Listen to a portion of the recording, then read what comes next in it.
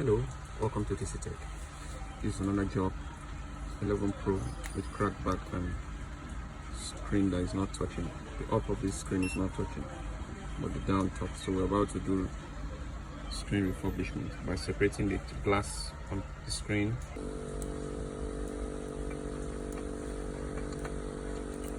I think they have refurbished the screen before. Maybe they not put original carburetor. Or maybe the person put the phone inside water, because this frame is coming out easily. Usually the follow comp takes much time. It's more harder to remove than this one. You want to be very careful. Now the frame is out.